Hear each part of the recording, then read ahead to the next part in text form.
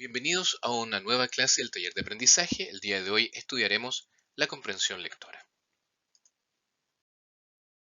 Lo primero es identificar qué es lo que es la comprensión lectora o de qué hablamos cuando hablamos de comprensión lectora. La comprensión lectora es la habilidad de comprender, utilizar y analizar una lectura y tratar de entender lo que está escrito en un texto. Es necesario que tengas en cuenta que es un proceso en el cual constantemente tendrás que practicar, ya que para que puedas darte cuenta de que puedes interpretar un texto deberás aplicarlo en forma personal, es decir, entender lo que quiso decir el autor, lo que transmite y lo que comunica. En esta unidad desarrollaremos estrategias para ayudarte a mejorar tu comprensión de lectura.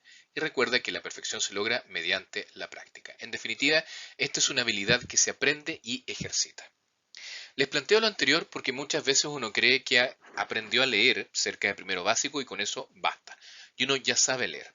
Pero cuando hablamos de comprensión lectora hablamos de que aprender a leer, que consiste en decodificar un texto para otorgarle un significado a las palabras, es algo que yo además le puedo dar otro sentido cuando yo aprendo a leer. O sea, una cosa es aprender a leer y otra cosa es aprender a leer y extraer el significado de un texto. Y esto es una habilidad que se puede aprender y se puede ejercitar, no es ajena a las personas.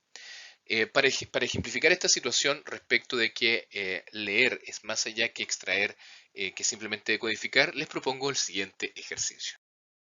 Miren con atención este párrafo y les vamos a dar unos minutos para efecto de que lo lean.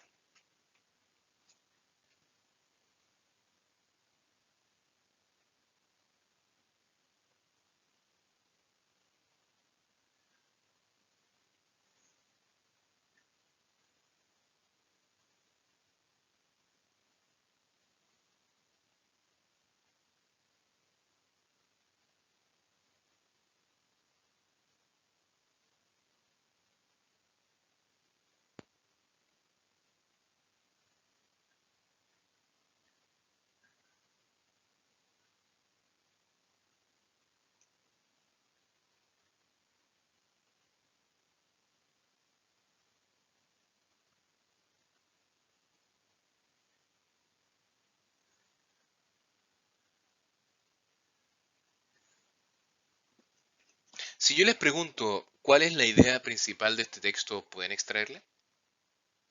¿Cuáles son las ideas secundarias? ¿Qué es lo que quiso decir el autor?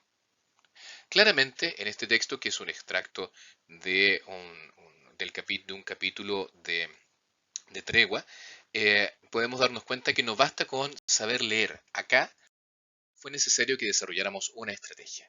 Una estrategia para darnos cuenta que en ese caso era necesario leer línea saltada. Vale decir, primero nos enfrentamos a un texto que es aparentemente ininteligible, para luego tener que desarrollar una estrategia y tratar de entender de qué es lo que dice. Y claro, nos lleva a entender que si lo leo línea a línea, no voy a entenderlo. Si lo leo por línea saltada o línea intermedia, me voy a dar cuenta que hay dos textos intercalados. Esto es un ejercicio para entender que cuando hablamos de leer en materia de derecho para tratar de aprender un conocimiento nuevo, debemos siempre partir con una estrategia. No es leer por leer. Y gran parte de esta estrategia ya la hemos desarrollado en otros capítulos anteriores, como en el caso del resumen. La comprensión lectora evalúa los siguientes procesos: identificar y recuperar la información explícita del texto, inferir hechos a propósito de la información que aporta el texto, identificar la secuencia de acontecimientos, reconocer la relación causa-consecuencia y reconocer relaciones comparativas. Nos vamos a encontrar con información explícita. Reunir la información explícita te ayuda a tener una mayor comprensión de lo que lees. Sin embargo, deberás realizar las siguientes tareas. 1. Identificar la información que es importante para el propósito específico de la lectura. Tener claro que si estoy leyendo un material, un apunte, un resumen, es por algo. 2. Encontrar la oración que enuncia el tema o la idea principal y la idea secundaria, cuando están explícitamente planteadas en el texto. 3. Buscar el significado de palabras o frases. 4. Identificar el contexto del relato. Primero, en cuanto a identificar la información que es importante para el propósito específico de la lectura, debemos tener en consideración que para obtener la información que es importante para el propósito de la lectura debemos conectar dos o más ideas o segmentos de información. Conforme leas más, a menudo harás esta clase de conexiones en forma automática. En muchos casos, los autores de los textos te llevan intencionalmente a estos conectores. Estos conectores se traducen en palabras que nos van a decir, por ejemplo, si yo utilizo en primer lugar, antes que nada, es importante, estoy señalando inmediatamente cuál es la idea principal. A continuación, a propósito de lo anterior, en consiguiente, estoy relacionando una idea con la principal. Sin perjuicio de lo anterior, me lleva a evidenciar una aparente contradicción a la idea principal. Para identificar las ideas principales y las ideas secundarias debemos buscar la idea principal. La idea principal es aquella que expresa en su esencia lo que el autor quiere transmitir y es la parte más importante de la lectura. Constituye la causa principal del desarrollo de las ideas subsiguientes y su eliminación provocaría que el resto del texto no tuviera sentido. Una idea puede ser principal porque resume lo dicho o porque lo provoca. Por tanto, contiene el mensaje global del texto y su contenido más importante y esencial es aquel que emanan todos los demás. Para determinar la idea principal del texto, nuestra primera pregunta es ¿de qué nos habla el texto? Y la segunda sería ¿qué dice respecto al tema en el texto? Y acá tenemos un ejemplo. Lean por favor este párrafo.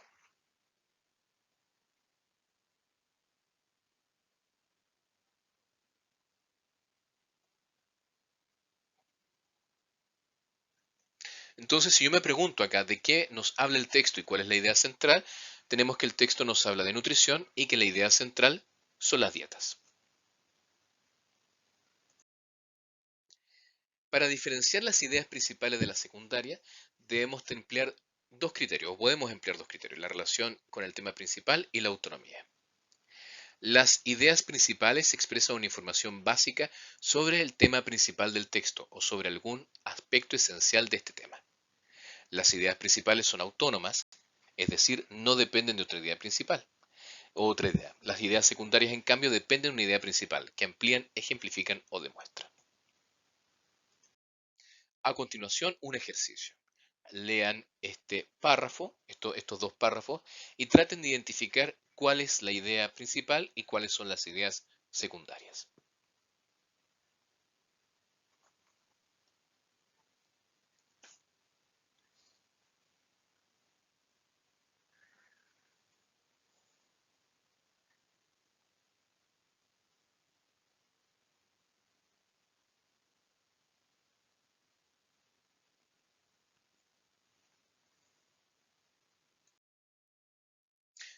Para buscar el significado de palabras o frases, deberemos tener siempre un diccionario a mano para poder buscar aquellas palabras de las cuales desconozcamos su significado. Esto es muy importante también cuando estamos hablando de textos en derecho, ya que los textos en derecho no solamente utilizan palabras de uso común, sino que también utilizan palabras de carácter técnico que muchas veces desconocemos y que por lo tanto no sabemos su significado y es necesario buscarlas para poder entender el texto. Recuerda que no solo debes conocer el significado de las palabras, sino que de forma individual, sino que también cómo éstas se agrupan para transmitir un mensaje en la oración. Sin embargo, en la comprensión lectora debe ser importante que identifiquen las palabras importantes o relevantes, ya que son las que sustentan el significado del texto. Estas palabras nos sirven para identificar ideas, conceptos, características, hechos históricos o eventos. Recuerda que al identificar una palabra clave podrás identificar las diferencias y semejanzas de los textos, así como definir o describir el tipo de texto que estás leyendo. También tenemos el contexto. Identificar el contexto, tiempo, lugar es esencial para tratar de entender el significado de lo que estamos leyendo. Identificar el contexto nos habla del entorno físico o la situación a partir del cual se considera un hecho. El contexto está constituido por un conjunto de circunstancias, como el lugar y el tiempo, que ayudan a la comprensión de un mensaje dentro de la lectura. El contexto no solamente es relevante dentro de la comprensión lectora, sino que también es relevante dentro de cualquier tipo de comunicación, al punto que un mensaje descontextualizado puede significar o ser utilizado para cualquier cosa. Y un ejemplo reciente de esto tiene que ver con la petición del New York Times de que se censure o cancele, mejor dicho, el personaje de Pepe Le Pew, como lo conocimos nosotros, por ser un ejemplo acerca del acoso y la violación. Si nosotros lo contextualizamos al día de hoy con lo que nuestra cultura está marcando, claramente es una caricatura que habla acerca de acoso, una relación sentimental no consentida. Sin embargo, debemos contextualizarla en su tiempo, época y lugar respecto de la historia que pretende narrar. Y en ese sentido es una caricatura humorística que no representa ningún tipo de idea negativa. El contexto es relevante para poder entender la idea principal del autor. También podemos inferir hechos del texto. Inferir es entender algo del texto que no está literalmente escrito, sino que se deduce la información entregada y basándonos en nuestro conocimiento previo respecto del tema. Vale decir, como estudiamos a propósito de la unidad de pensamiento crítico, inferir dice relación con extraer un juicio desconocido de dos juicios conocidos. En este caso, el que nos está aportando el autor del texto y por otro lado, el que ya nosotros tenemos preconcebido, que también podemos relacionarlo con la idea del aprendizaje significativo. Para esto es muy importante comprender muy bien la información que entregada en el texto a partir de la cual podremos sacar nuestras propias conclusiones. También debemos distinguir entre hechos y opiniones.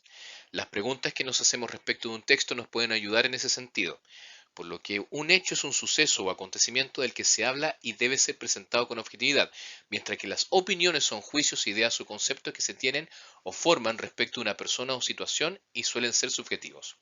Llamamos hechos a los sucesos o datos que se presentan como comprobados y se exponen de una manera objetiva, sin intervención de creencias o juicios de autor. Son hechos, por ejemplo, los siguientes. Nigeria es un país africano.